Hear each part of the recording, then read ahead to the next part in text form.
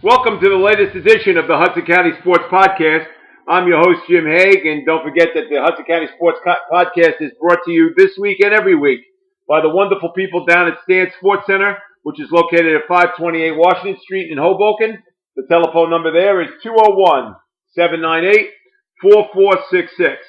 And with me today is an extremely special guest, although he wouldn't be known for his achievements on the athletic fields, so to speak, but he's definitely put his fingerprint on athletic fields throughout his entire career as a politician, first as a Jersey City councilman, and then and now for the last 16 years, I'm going to guess, as being the county executive for the county of Hudson, and it's my friend Tom DeGise. Tom, how you doing today, pal? It's 19, 19. See, I'm lost count. See? Also, like you talking about not, achieving on it, then you probably didn't hear about the 3.5 points I averaged on St. Michael's JV. No, I get that slid underneath the radar a little bit, Tommy. A little bit under the radar. So, but anyway, I'm glad to have you today, and thanks so much for taking the time to be the guest on the podcast. All right, let's turn the clock back to your childhood, and you were born and raised in Jersey City, and you grew up in the Heights section. What was that like growing up as a kid, and how much was sports a major part of your life growing up? For all of us old-time Jersey City guys, we have the same answer to that, any variation of that question. I wouldn't want to have lived any place else other than the St. Paul lacrosse neighborhood up in the Heights. There was a wonderful childhood. Post-World War II, there were a lot of kids around. Everybody, came home from the war and started their families. So there were oodles of kids to play stickball, punchball, boxball, and all the rest of the things there. And, I live right now. I grew up on Bauer Street, right off of New York Avenue. And now I live on New York Avenue up by Congress Street. Oh, wow. Okay. I've never had a different zip code other than 07307. And I had that before they had zip codes. Now you're showing your age a little bit there, Tom. St. Peter's, class 72. And, then went to work, got married, had a couple kids, and here I am. But the growing up where I did was a very, very special thing. And some of them, I'm 71 years old right now. Some of them I'm still friends with. Friends been going out to dinner last night with Danny Bautista. And so I have friends for 65 years. Wow. There, and good friends. And I had other, through the glory of Facebook, I keep in touch with friends that are out in Washington State, down Florida, in Pennsylvania. I can still keep in touch with some of them, but some of us are still here, the diehards, Okay. And I ain't going nowhere either. Good. And you probably know my daughter got elected and sworn in as a council woman about a week ago. Correct. Congratulations to Amy. Both of my daughters are also still in Jersey City, and we ain't going nowhere. Beautiful. All right, so tell me a little bit about, you said stickball, punchball, whatever. Obviously, did you play in the streets because you weren't near a real schoolyard? More than half of the time in the streets. Okay. There were gaps between trees to play punchball. That if you hit it in the trees, you could catch it as it was coming down, but if not, it was a home run. New York Avenue was a narrow street. We played boxball. Now, we're only 1 block away from Bell Street Park. Oh, okay. So, but the Bell Street Park, even now, didn't lend itself to active sports too much. There was a couple of basketballs down by Griffith Street side of it, and did go around as I got a little older. Went around there and played basketball. They had a recreation league. I played in that. But we spent more of our time on New York Avenue. Okay. And you played like touch football in this. The park was beautiful, and I can remember in the morning, if we were out there in the morning, if the wind was blowing just right, the smell of coffee would come up the cliff. From Maxwell House. Right. Hoboken. And I still like the smell of coffee. So do I. I just don't drink it, but I love the smell of it. So, but all right. So, what grammar school did you go to, and what was that like? Did you have a lot of your friends at the same grammar school with you? Yeah. St. Paul Lacrosse, which was only a block and a half away from where I was living, there were both the 28 and 27 school in the area. So some of it tended to be it was a very white neighborhood, and it was very Irish and Italian. The Germans left when the Italians came in. Okay. There was still a butcher, Schmidt, a shoemaker, Menke's Delicatessen, so they owned a lot of the businesses. But most of the kids that I grew up with were Italian and Irish. Okay. I did, the K to 8 at St. Paul Lacrosse. Then I went to St. Michael's Union City, and which a lot of kids from the Heights did at that time. It was pretty close. But I didn't have a black kid in my classroom with me until I got out of high school. Wow, that's true. Wow. Which is to show you the time, and at the time we didn't think about it. We were just kids playing punch ball and that. But later on, as things started happening in the world and race relationship, I realized that I don't know any black kids. Wow. When I got to St. Peter's College, I made friends with a few guys, played basketball with a few guys and stuff like that. But I don't know whether my children's generation or even the generation behind that can relate to what we had there. We didn't do that. We just kind of got born into it. And, so it was that kind of a neighborhood. But again, there were a lot of kids there. Every family had a couple. There were a lot of boys. It wasn't hard to find anybody to play. How many were in your family, Tom? Pinochle player, because we learned how to play cards. I used to play some chess in tournaments. Oh, wow. I learned how to, somebody taught me the game on a porch on New York Avenue. And I took to it right away. And, I'm not going to say I was a good chess player, but I could beat everybody on the block. Okay. And I still would like to play a little bit. As I close in on retirement, I'd always thought find a few guys that like to play chess and meet them on a Wednesday or something and get back into the game a little bit. That might be in your future. So, all right. So, tell me a little bit about growing up as a kid.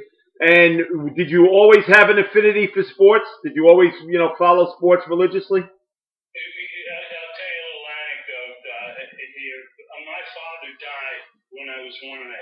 Oh my God! I never knew. Yeah, he had cancer and he passed away. So I was raised by my mom and my 2 older sisters. And the sport, he was a New York Giant fan. And there was a drawer in a room where he had saved all the papers from Bobby Thompson's home run. Wow. Different day, like Willie Mays catch. I wouldn't have Mays catching words. My father didn't live to see that. But other Giant memorabilia. So by the time I was 3 or 4, I was a Giant fan. Okay. Willie Mays. Willie Mays was my childhood idol there, and the best player I ever saw also.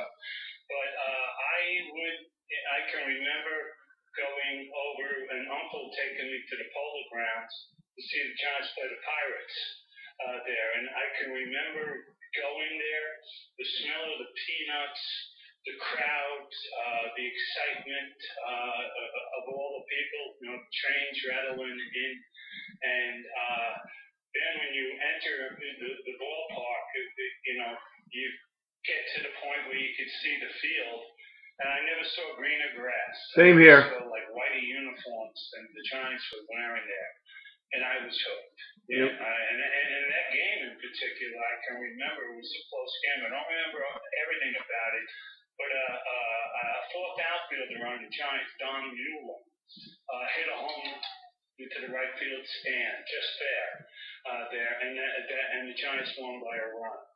And so those memories stick with me. And I like football. I like basketball. I even like hockey a little bit. I love baseball. Okay. And then obviously when the Giants moved to San Francisco, you must have been heartbroken. Heartbroken. I remember that I was able to pick up on a little transistor radio, that all us boys had. That I put it under my pillow, and it was late at night, I guess, when the airwaves were clearer. You could listen in on Giant games, and it wasn't live. It was kind of like, okay, next batter's Willie Mays. The count's 2-1. You don't hear it in the back. They're just reading it off of a ticket tape or something like that. But I used to listen to them from that, and it's amazing to me that they didn't win more because they had such a good team. Yep. With McCovey and Cepeda and Marichal, Caleb Perry and Felipe Alou and all that. What was that, Jimmy? I didn't even know it. My sister took me to a game, and I don't know the year, and the Mets against the Giants. Okay. The Mets routed them. They beat them like 8-2 or something. And about the 7th or 8th inning, the Giants took out a lot of their regulars, and they took out Willie Mays. Just to rest him. The next day, I read in the paper that the 3 Alou brothers were all in the game at the same time. And that was your first game ever? No, that wasn't the first game. I was a bit older then, but not very old. I was still grammar school. I don't really know what year.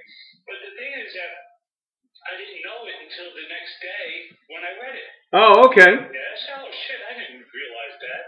But the 3 of them, I don't even remember whether it was Jesus coming in for the third outfielder. That would probably make sense. Right. But the Giants were throwing up the white flag. They lost the game, and they gave Willie a little thing. And I wish I would have known it, but they didn't make a big thing about it. Even in the paper, it was kind of like a side note a little bit. They didn't make a big thing. Yeah. See, and that's in the 60s. Yeah, I guess it would be. Yeah. Yeah. The Mets. I'm going to say, that's right. You said the Mets, but I'm going to say I think that game when the 3 of them played in the outfield together was in '64. I have to look that up. Yeah, because it was the same weekend. The same weekend. No, it was the Mets weren't very good, but no. That particular night they beat them. That was the same weekend that they played at that time the longest game in the history of the National League. They played 25 innings. Against the Cardinals, I think that was. No, that was against the Giants. And then they. Yeah, and that was the same weekend that the Alou brothers all played in the outfield at the same time. Yeah. So anyway, that's a small world. So how did you then switch from being a Giant fan to being a Met fan? In the latter part of the '60s, and I rooted for the Giants, but they don't have the coverage of cable the way they have it now. You didn't have very much of an opportunity to watch them play. Maybe they get the Saturday night or the Saturday game of the week and stuff like that. But you really got to see them play. Now the Mets stunk, as we all know. They still do too, Jim. But they stunk.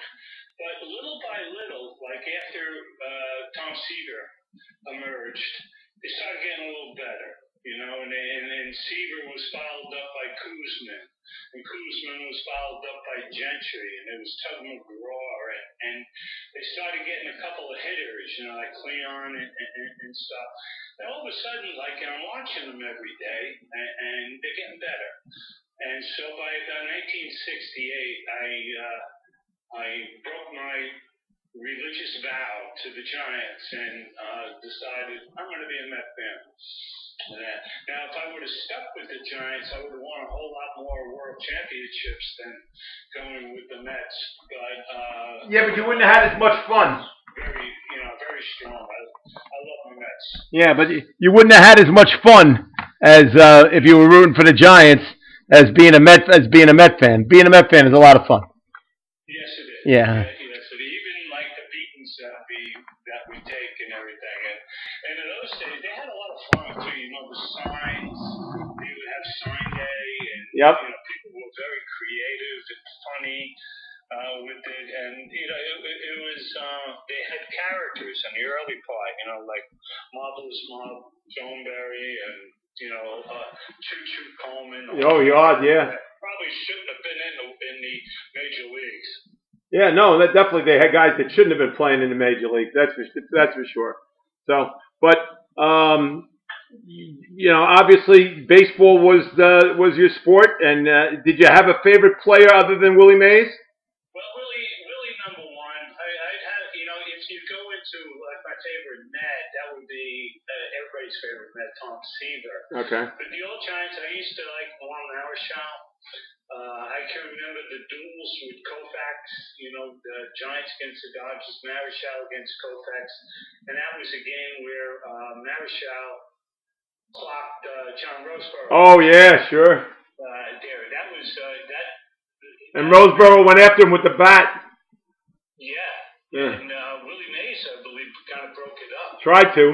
Yeah, he tried to. Yeah, but tough. But that you know, I would say Juan Marichal. I like them all though. Like I think when I was really young, when I was telling you my uncle came over there, I like Whitey Lockman. Ah. I had like yellow hair.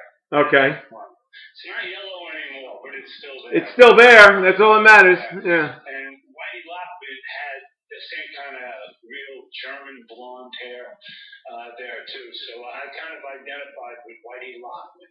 Right. He was one of my favorites too. And did you know that Whitey Lockman played minor league baseball in Jersey City? I didn't know that. Yeah, he played for the Jersey City Giants. Yeah, he played for the Jersey City Giants. And the reason why I know that is because he was once a minor league teammate with my father when my father played in the Giants organization. So that's why. Really? Yeah. So like Any pictures and stuff like that? I wish I did. Boy, oh boy, I very, although I recently found an old school picture of my father that I now just put into a frame that I'm looking at right now. But I have very, very few pictures of anybody in my family. And although I just went through a bunch of pictures because my sister passed away and we did a celebration of life, and I must have went through 10,000 pictures that my sister had in boxes in her house. And I then sit there and say, well, I don't know who that is. I'm throwing that away. I don't know who that is. And so, but. I write on the back. I did some. I don't have as many, but I just went through the old. You know, my parents have been gone for a while, and a lot of the pictures, I don't know who they are. Yep, same here. I don't know where they are. You know, they could swimming and stuff. And I wrote on the back. I tried with my mother before she died, and what she could remember. And I wrote on the back, and I'm giving them to my kids. Oh, good. So yeah. But I wish we had more. I wish how many times I think I wonder about something, and I wish I had my mother there, you know, to ask about it. Okay. Like, you know, what happened with this, some scandals in the family and everything, you know. But there's nobody, you know, my sister Lois is a little bit older than me, and we're the matriarch and patriarchs now. A lot of it we don't know. Yeah, okay. All right. So, from your standpoint, when you were growing up after you left St. Paul of the Cross, was there any thought process of where you would go to high school, and why did you pick St. Michael's? It would have been the first year to go to Hudson. Okay. You know, a lot of the 8th graders at St. Paul of the Cross went to Hudson, and they were in the first graduating class, and that was the temptation. I was accepted at Prep, I was accepted at Hudson, and I was accepted at St. Michael's Union City. St. Michael's Union City, I mean, I live right near Washington Park, still do. Okay. And right up, straight line, 15 blocks is St. Michael's. So the closest of the parochial schools to where I live was not Hudson Catholic, not Prep. They were all downtown and General Square and stuff. So a lot of kids went there. And I had some friends, Danny Batista, Pat Cullen and stuff. They went there, and there was some other St. Michael's kids that went. So I thought about it, and Hudson recruited, not just me. They went into the eighth grades and tried to get people to, young people to go to their new school. Okay. And it was tempting because it was a brand new, situation and everything. But I stuck with St. Michael's, and I loved St. Michael's. Yeah, I really did. And St. Michael's had a really good basketball team around in those years. Sure did. Yeah. That was before Matty Sabello left to go coach at North Bergen, but he was the coach at St. Michael's in Union City. That's where. We had Mike Rubinaccio. Sure. Mike Rubinaccio was an old St. Michael's player that played with Tommy Heinsohn. Yep. We brought Tommy Heinsohn in for an alumni game. So all of us have the privilege of saying I played against Tommy Heinsohn. He was taking hook shots from almost half court and burying them. Oh God. But that was fun. But I was there when Richie O'Connor. Okay. One of the greatest players ever to come out of Hudson. Sure. Patty Clark, Gordon Chiesa, Ray Visas. Great people. What a good team. Yeah. And the trouble was they didn't have much of a bench because when the coach looked down the bench for help, he saw guys like me over there. We weren't that deep. But, we had a good team. And Was Gordy Chiesa a good player? won the state championship. Was Gordy Chiesa a good player? Yeah. Gordy was a good player, not a great player. Okay. And he's a good friend. I kept in touch with him for a while. Never forget you. It's somebody he keeps. But it wasn't overly skilled. But the one thing about he'd bite your head off. He'd fight at the drop of anything.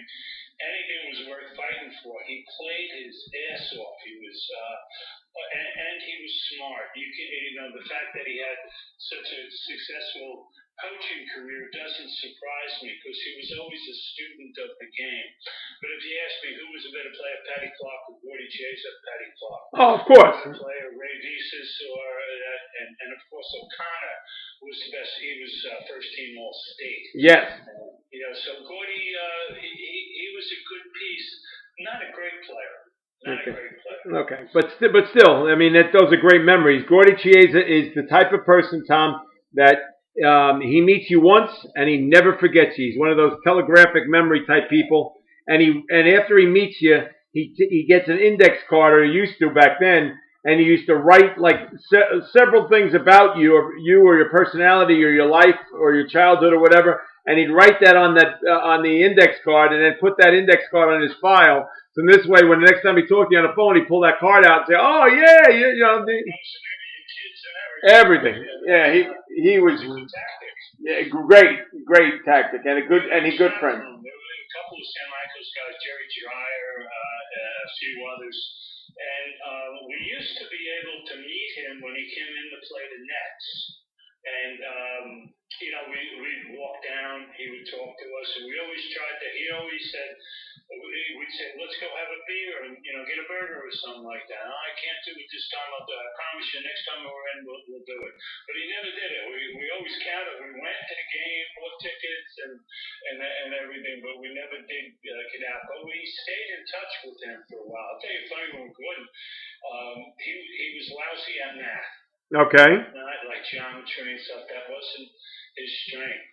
I was really good at math. I wasn't very good at the sciences, but I was good at math. So I used to tutor him. The mathematics teacher would ask, like, would you, try to, work with Gordon? So I get the honor of being one of his. I made him the man he is today.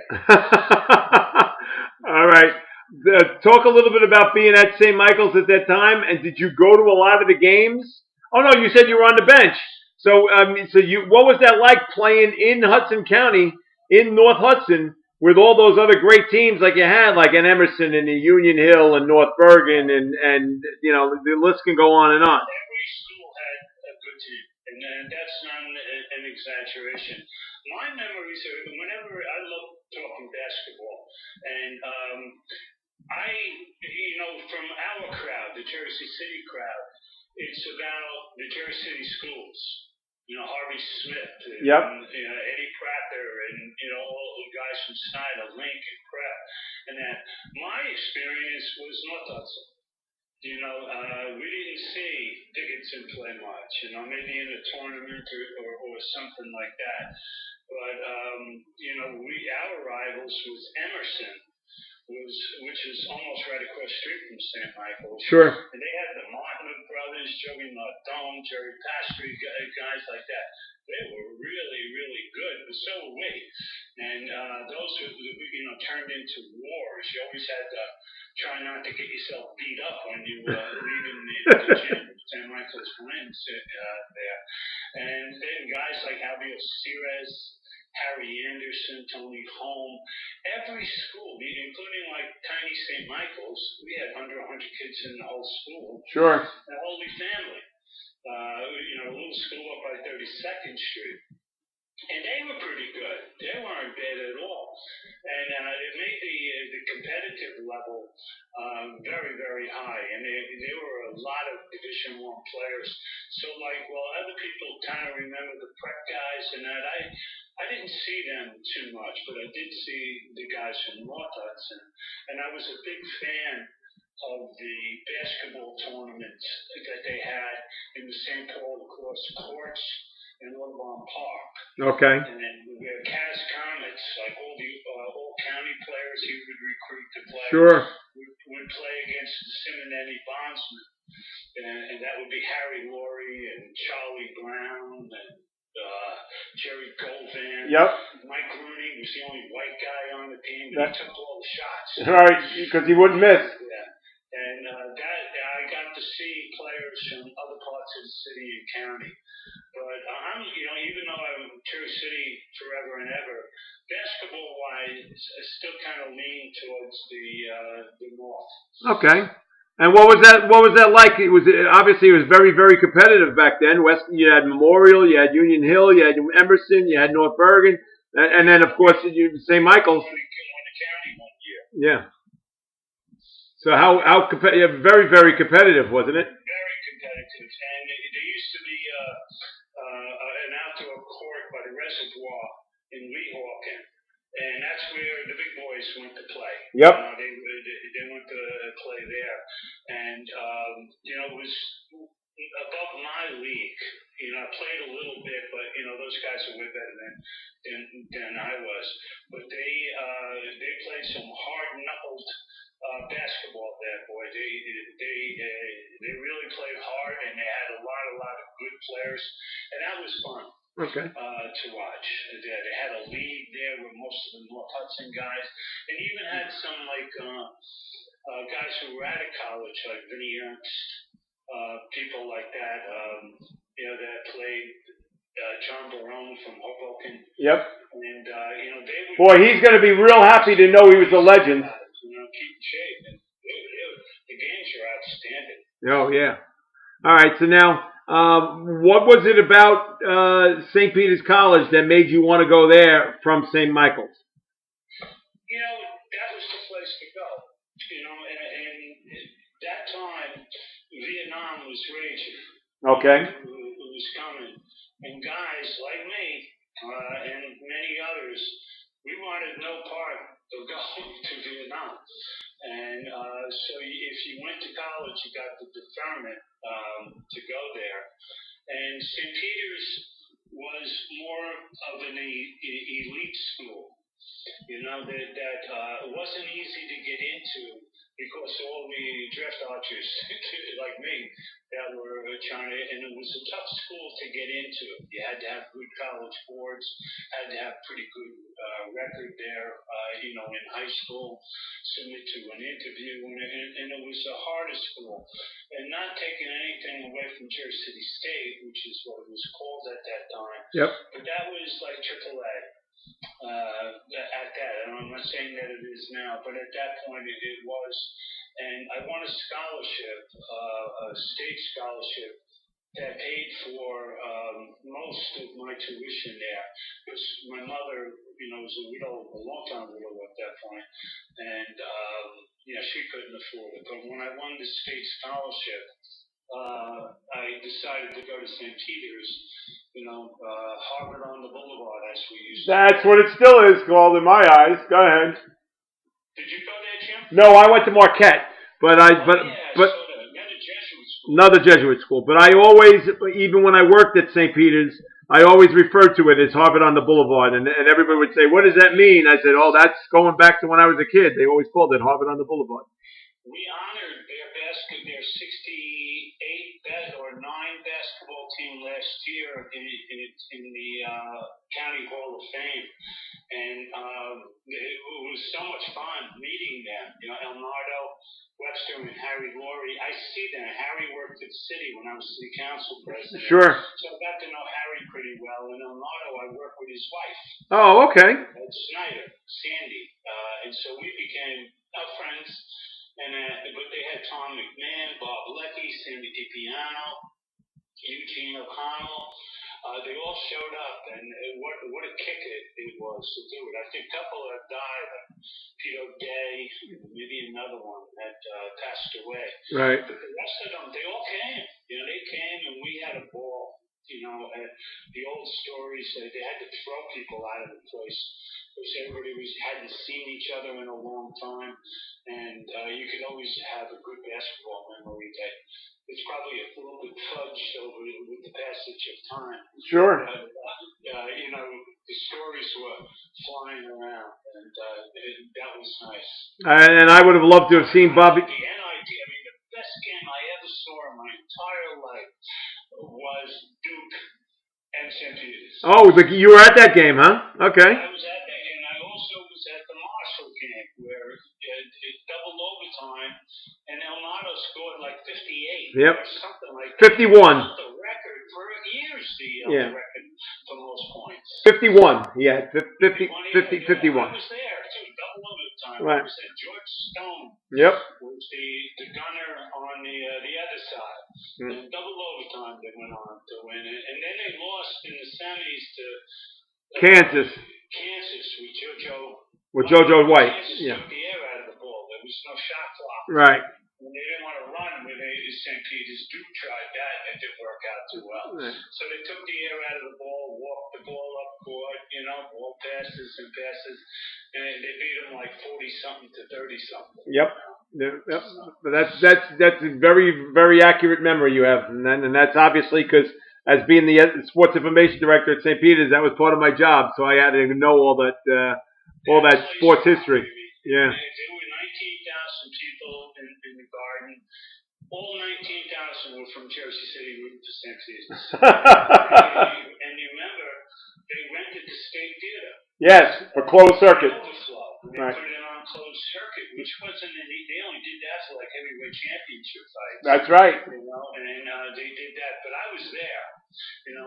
I was in the stadium for that, and probably the Marshall. It was the greatest game I ever saw. You still remember it, and I get to meet these guys now a little bit, and they're still reveling in it too. They are, and they're both great. You mentioned Harry Laurie and Elnardo Webster. Both of them are longtime friends, and Bob Leckie, who I got to know very, very well when he was the head coach at St. Peter's. And I miss Bobby. I haven't spoken to him in a long time. A month ago. Oh, you did? I got invited. Elnardo Webster called me up and he invited me to the opening day of the new gym. St. Peter's. They were playing NJCU, and there was going to be a little ceremony honoring the NIT teams there. And he asked, would I come? And so I did go, and one of the guys I got a chance to shake hands with and chat with a little bit was Bob Leckie. Yeah. I told him I went to high school with Sammy DiPiano. He was a couple grades in front of me, but he was like the backup to Leckie. Yeah. And Calvin, I remember the two of them had to cover Calvin Murphy at the Garden. And not well. Came in, and Calvin scored 50 or 48 or 54. But I thought that game was at the Armory, though, Bob. Tommy. It was at the Armory. Yeah. At the Armory. Yeah. Calvin Murphy had 54 against St. Peter's, and Leckie even said that he was chasing Calvin Murphy around like he had no tomorrow. Yeah, and Tony Holm too, as well. Both of them. Yeah, he dribbled past the half court, and he was a threat to Okay. And you remember what he did at halftime, Jimmy, if you were there? He was a world-class twirler. Yes. Baton twirler. They ran drills around him. They formed a circle, and he was using the twirls and bouncing the balls all synchronized and everything. Yep. And you're saying this guy is pretty special. Well, you know, the Calvin Murphy, best college player I ever saw. Is that true? Yeah. Okay. Close like that. You know, okay. He was unbelievable. And that year, remember they had 3 or 4 guys. All their names began with M. That were averaging like 40 points a game. Yep. Maravich and Rick Mount might have been another one in there. Absolutely, no question. Scoring 40 a game without a 3-point shot. Yeah, no. Maravich averaged 44. He averaged 44. Well, so. Yeah. All right. Calvin was right in that group too. Absolutely.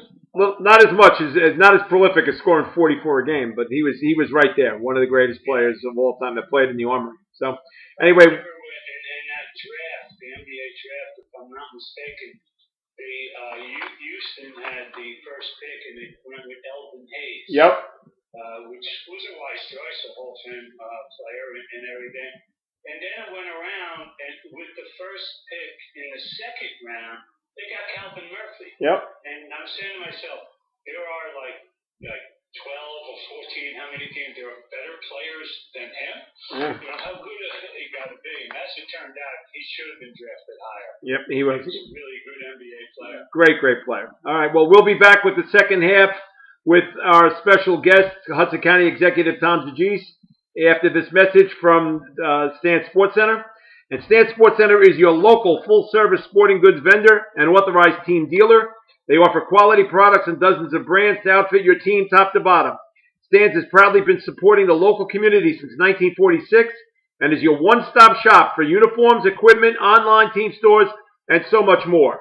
Locations in Hoboken and Saddlebrook and servicing the entire tri-state area. Visit them on the web at Stans Plural Sports Plural CTR.com. Again, Stans Plural Sports Plural CTR.com, and check them out on social media for their latest creations. That's Stan Sports Center, located at 528 Washington Street in Hoboken. Telephone number is 201-798-4466. And if you say that you listen to the Hudson County Sports Podcast today with my special guest, Hudson County Executive Tom DeGise, you'll get 10% off on all retail items that are in the store in Hoboken. Not a bad deal. So that's our corporate sponsor, Stan Sports Center, who has graciously been our sponsor from almost the beginning, and now we're starting year 2. Actually, time out. We're starting year 3 of the podcast this month. So thanks so much to Stan for being our sponsor. All right, we're back with our special guest. Today is Hudson County Executive Tom DeGise. And Tom, tell us a little bit about going to St. Peter's College, and did you know at that time that you wanted to get into education? No, in fact, I didn't know what I was going to do. Pretty directionless. I was involved with some of the groups that were anti-war. So in the beginning, I was a math major. I was always good at math. But that bored me a little bit, and I got myself into the movement a little bit. Okay. The anti-war movement. So I wound up coming out of St. Peter's with a degree in political science, which wasn't the most thought out thing in the world. It just happened to be where I was at the moment a little bit. But and after that, I didn't have a job for a while. You know, I hustled. I parked cars at Newark Airport. I bartended in a number of bars up in the Heights. I delivered flowers. I delivered blimpies. That's what had it. Then I started getting at the girlfriend that getting a little bit serious with, and I said I better figure out how to do this. So I was substitute teaching mostly at Dickinson for a better part of the year. Okay. And I went back to St. Peter's. I had to do my student teaching. I had to take some educational credits, which I shouldn't have had to done if I would have thought about it. But I did, and became a teacher.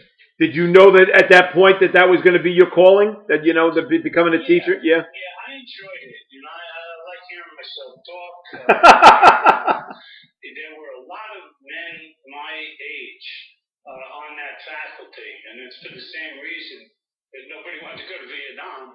And if you taught in an urban area, you had an exemption. So I made a lot of friends, and a lot of the guys that still, like Tommy Bullwith, it devastated me last month, 1 month before when he died. Yep. We met regularly to go have beer and a hamburger down the shore where we'd meet other guys, Ralph LaMonica, Bruce Thomas, and we were all got the same group. So we were all chasing girls, and we were all, playing basketball after school and making friends and drinking. And you were doing a better job. You were doing a better job of chasing girls than Bull was. That's for damn sure. I texted him earlier the day that he died. Oh, that's it. Yeah. I texted him, and he was supposed to meet Ralph LaMonica. I don't know if you know Ralph. No. And they were meeting at the Esther Bar for dinner. And, of course, Tommy never showed up. And it was Ralph that called his son saying, I'm getting a little worried. I talked to him early. It was okay. And it did it and went over there. And the rest, it happened. It's horrible. It was horrible. Yeah. But I have a lot of friends from that group. There were, again, a lot of guys my age.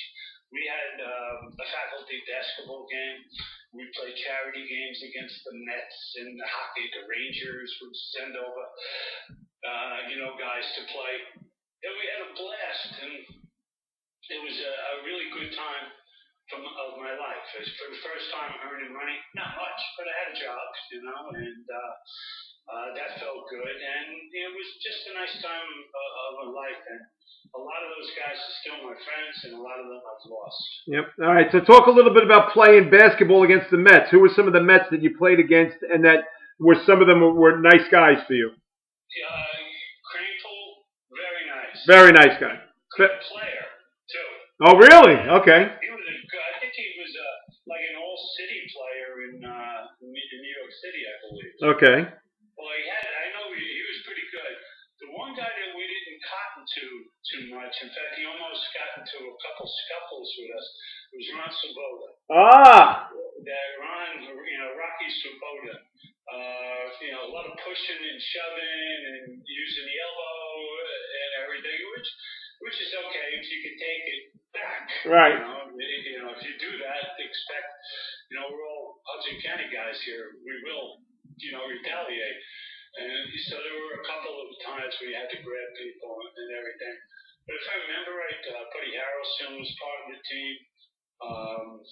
I forget all of them. I had to talk to my friend Bruce there, who was one of the guys that almost got into a fight with Swoboda. Yeah. That's pretty funny. They were pretty good. Obviously they're good athletes.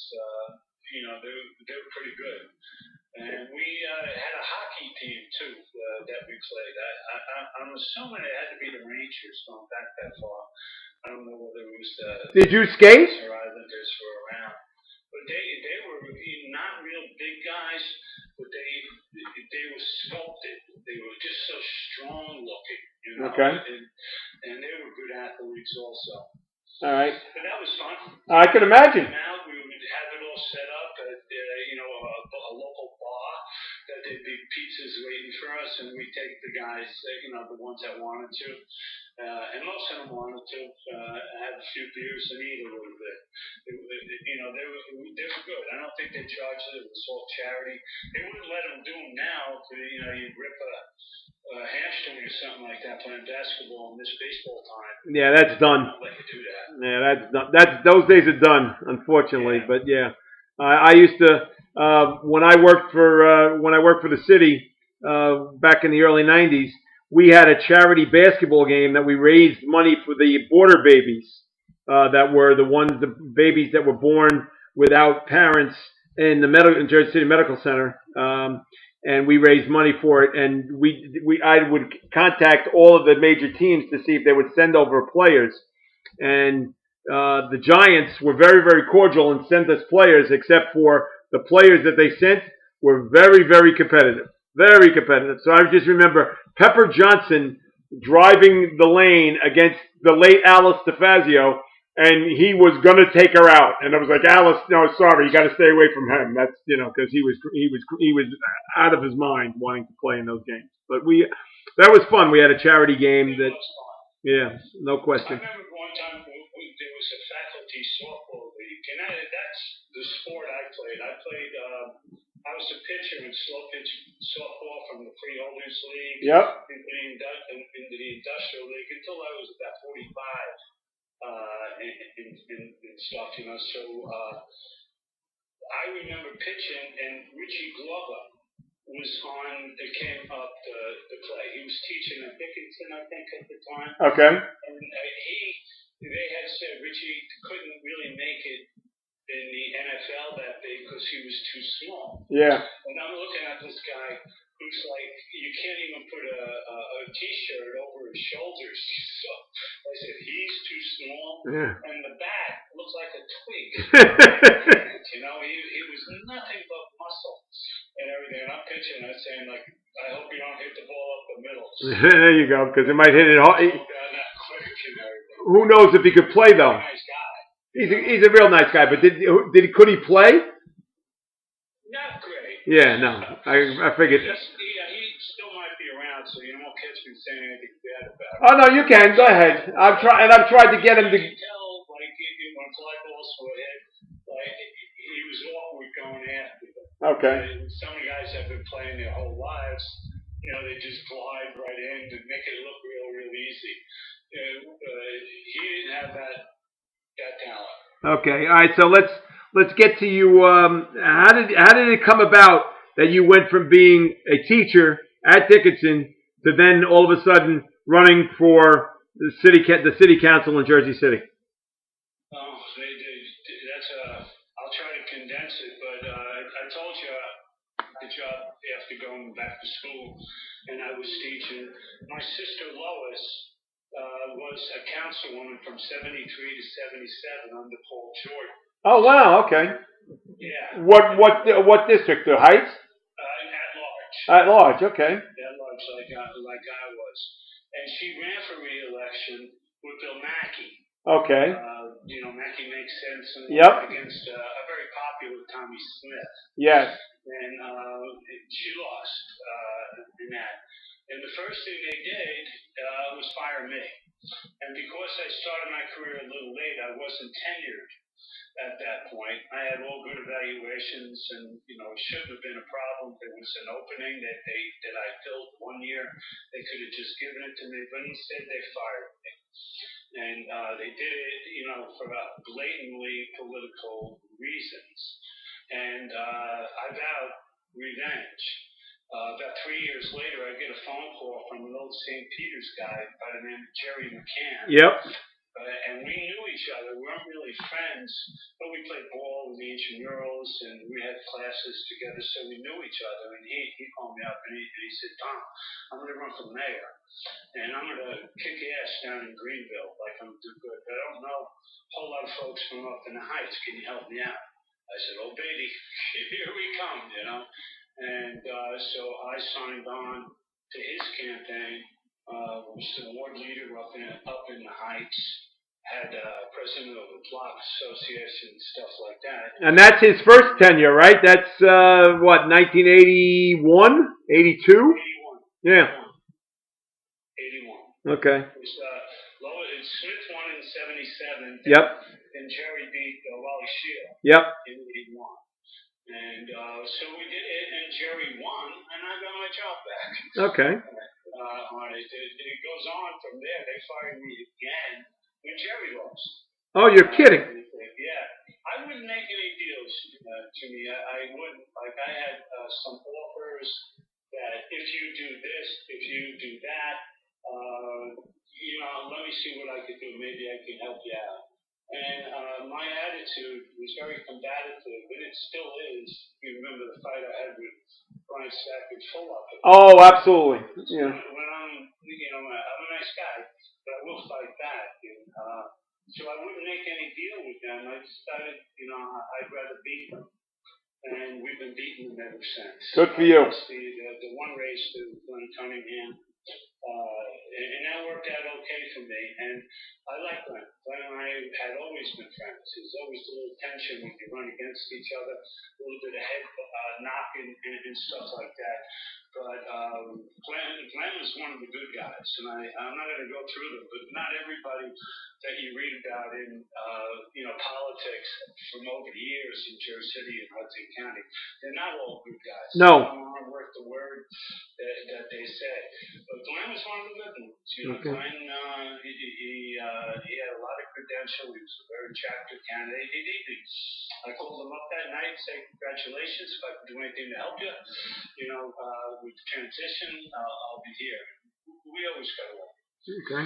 All right. So then, was it Glenn Cunningham who encouraged you to get into county politics? How did that all come about? No, I lost to I lost to Glenn, and that was in June.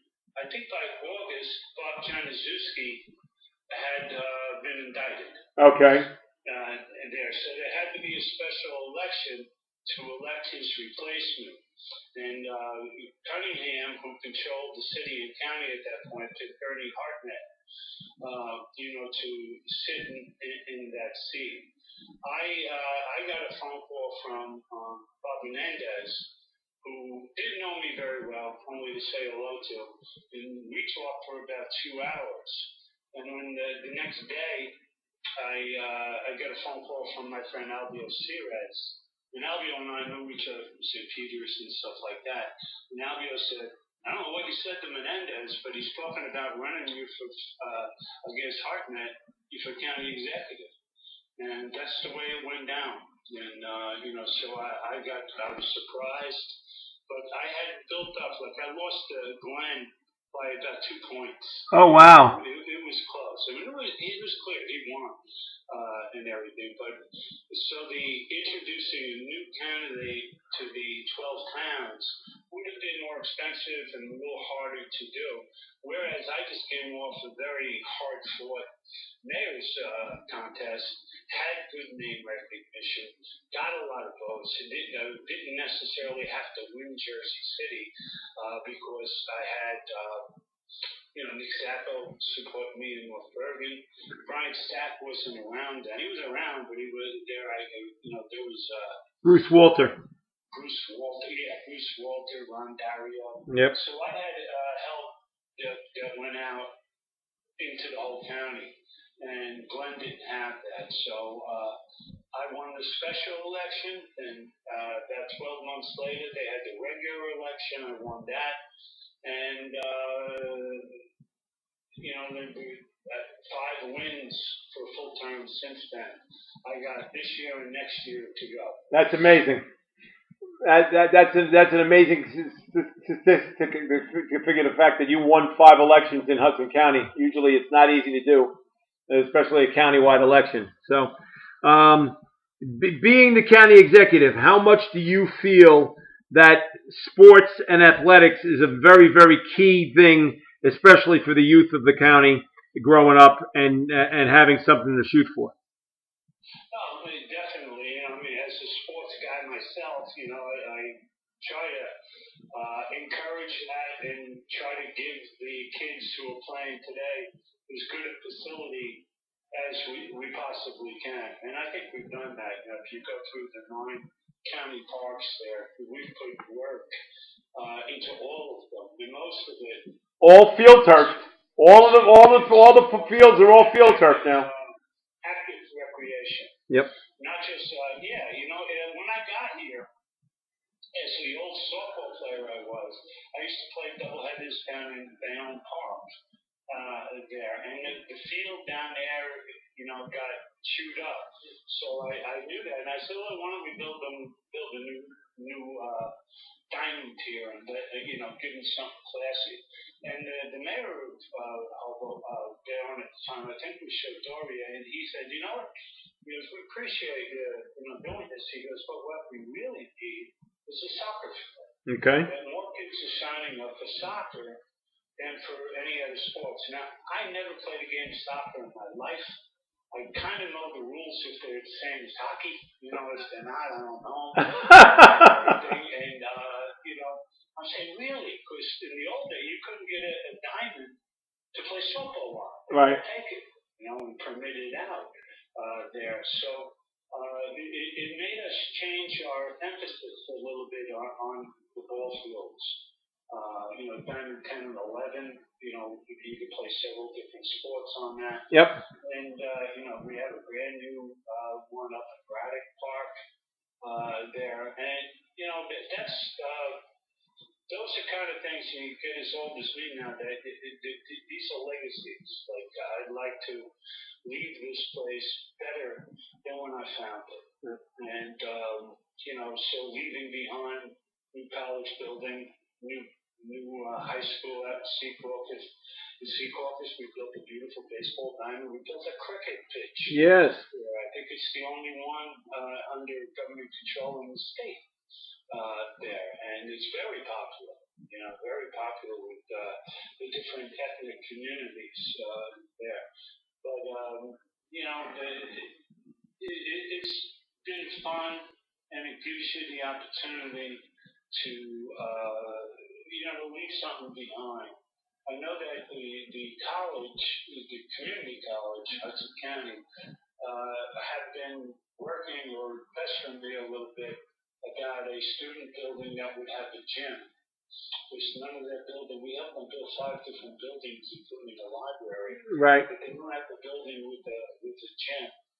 And so we're in the process of trying to get that done. In the 19 years I've been here, people come in and pitch ideas to it. We should do this, we could do that. And most of the time they're very good ideas, but I always kind of say, tell me how we're going to pay for it. How we, and some of them say, I have no idea. We thought you had the money and everything. And others know how to get grants, know how to, make things work with the unions and stuff like that. Green Acres money, and they know how to do it. Then we do it. So, with the gym for the community college, I think that would be terrific. They don't have a basketball team there. Years ago, they used to. Yep. There, and now they don't. So it would be, it would be nice. But I am asking the question: how are we going to pay for it? Yeah, well, you have to build a whole new building, and then find a location to put the building in. That's not going to be easy. Yeah. So, all right. But the idea of that, when you drive around the county and you go to all the county parks, you see that all of the main facilities are all now field turf. And how much does that make it easier for the county to be able to host all these different sporting events that are now being played at the different county parks, because it's field turf instead of regular grass and dirt that if it rains you can't play for days. Well, it's expensive, but that is obvious. And the other thing that went along with that, Jimmy, is lighting. Yes. Having put lighting on in between the new surfaces and the better lighting there, we sometimes tripled and quadrupled the amount of use that could be made. Like you said, when it's artificial turf, you could send some guys out there with brooms and just push it off the field. A few of them, if we were doing it 20 years ago, they're getting old. Yeah. Now they're aging all over. They got to be refurbished. That's all. Yes, Yeah. And it's very expensive. Right. It's one of those things that, my freeholder board, commissioner board, is kind of funny. But the most vocal of that, of course, is Billy O'Day, and Billy, advocates very strongly for Lincoln Park that they need, tennis courts, they need handball, whatever. And he's great, but he can be a pain in the butt. Right. And it's you give him what he wants, and then you got Tony Vanieri. Well, what about Braddock Park? Yeah. How come Lincoln Park is everything? Braddock don't get anything. Then Kenny Lopez goes in. Don't forget about Bayonne. Right. And so if you say okay to one project, you're probably saying okay to about 4 or 5. Right. And because you can't be shooting with favorites. Jerry Walker pushed us to do more in Mercer Park, and we did and now that's one that, you would drive by Mercer Park, by Curry's Woods there, and you very rarely saw anybody there. Right. Maybe a kid shoot a basket or something like that. Well, at least during the day you would see nobody there. Late at night you'd see a lot of people there, but not during the day. Yeah. Right. Right. We didn't solve the problem. We made it a hell of a lot better there. But I get more compliments about our parks than I do for anything. People will stop me and they tell me, how you doing? Because I just want to tell you, the park, Lincoln Park, never looked better. And I get that, and it makes me feel good that we're doing the right things. Okay. There, and that we're trying to leave a legacy here. Well, that's the most important thing after you've been doing it for as long as you have. All right. Talk to me a little bit about, first of all, you were married and unfortunately your wife passed away about 15 years ago. Is that right or is it longer? Maybe a little under 13, 14, something like that. Okay. All right. But then you said you have 2 daughters, right? Yeah. Okay. And how long? A school teacher right now at the county school. Linda is a receptionist. They both live in Jersey City. Okay. I remarried somebody that was a friend of yours. We found out later on. That's correct. Yeah. My wife Karen was from Clifton. She was a psychotherapist, and she must be really happy after the 49ers beat the Rams yesterday.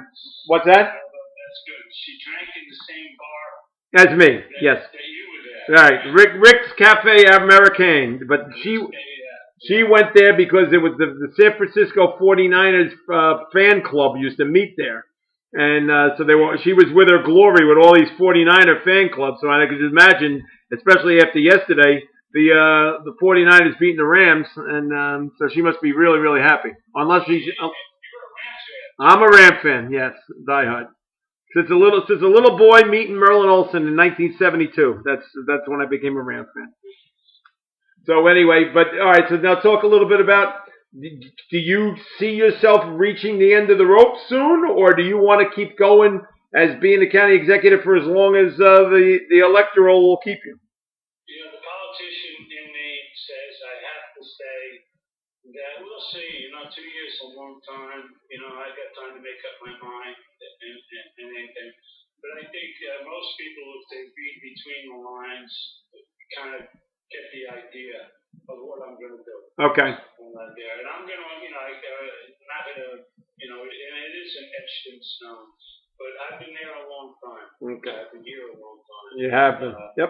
Might be somebody else's turn. Okay.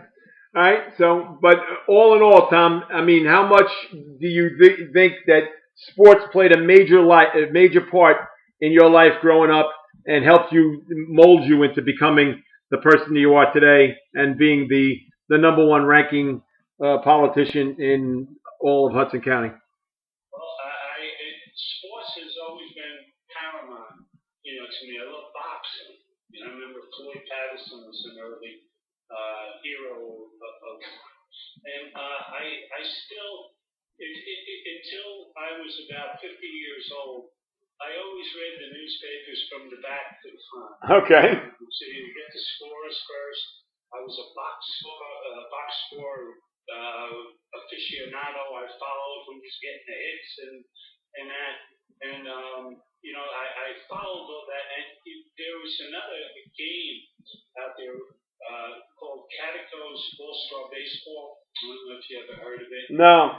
There are round discs with Babe Ruth and Willie Mays, and each number corresponds to he struck out or he got a base hit. And I played that up until about 4 or 5 years ago, and I'm going to continue to play when everybody gets healthy in this pandemic.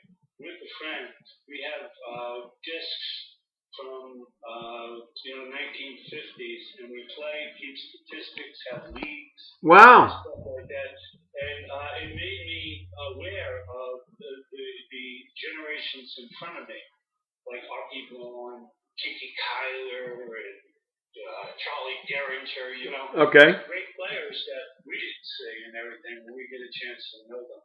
I would say that about a third of my reading, and I like to read, is on baseball. Oh, wow. Okay. Not just sports. I read a lot of baseball books. There, I like the Civil War too, so that would make up a hum. Another one, I don't read any nonfiction anymore. I don't have the time. Okay. So, I try to stick to that. But I do a lot of reading on baseball. I'm reading one earlier today before I came here, and I forget the name of it, but it's 100 greatest players in baseball history, and there's about 10 pages on each of them. Oh, wow, that must be pretty good. And it tells you Rogers Hornsby was an asshole. Nobody liked him. Nobody wanted to play with him. And that Walter Johnson was one of the good guys. Well, if Rogers Hornsby was a jerk, what in the world was Ty Cobb? I was going to say, if Rogers Hornsby was a jerk, what in the world was Ty Cobb? Yeah, well, that was mentioned in the story. And they're saying a lot of people thought Ty Cobb wasn't as bad as Rogers Hornsby.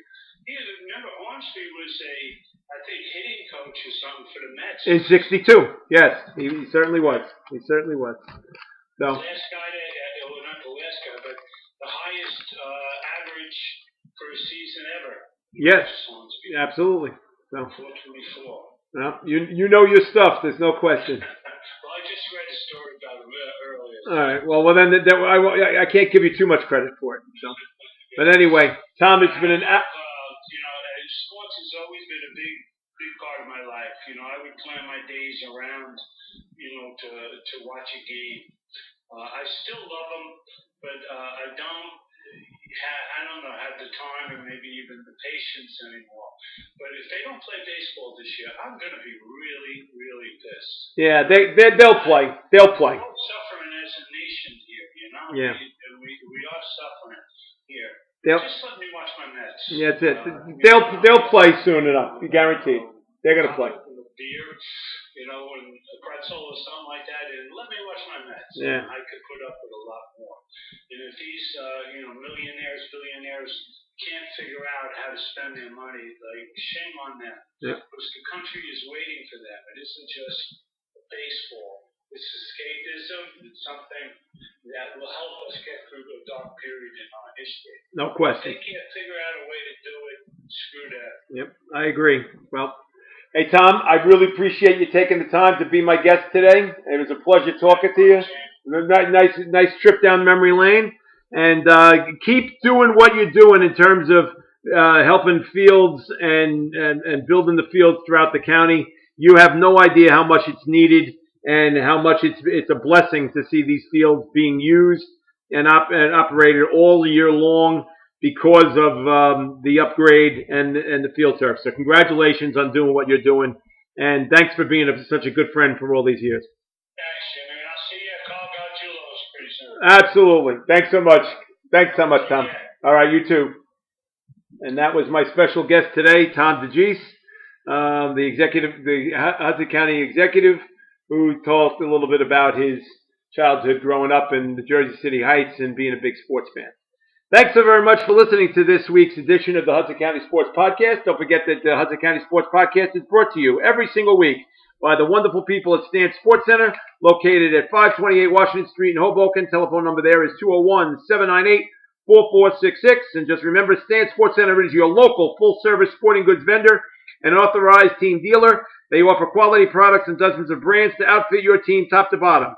Stans has proudly been supporting the local community since 1946 and is your one-stop shop for uniforms, equipment, online team stores, and so much more.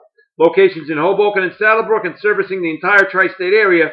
Visit them on the web at Stans Plural, Sports Plural, CTR.com. That's Stans Plural, Sports Plural, CTR.com, and check them out on social media for their latest creations. And if you do hear this and take this for a little bit of advice, go down to my friends Danny and Lou and Todd down at Stan Sports Center and mention the Hudson County Sports Podcast with my guest Tom DeGise, and you get 10% off on all retail in the store. Not a bad deal at all. So thank you very much for listening to the Hudson County Sports Podcast today. My special thanks, as always, goes to my executive producer, Johnny Haig, my great nephew, who without him, none of this would be possible.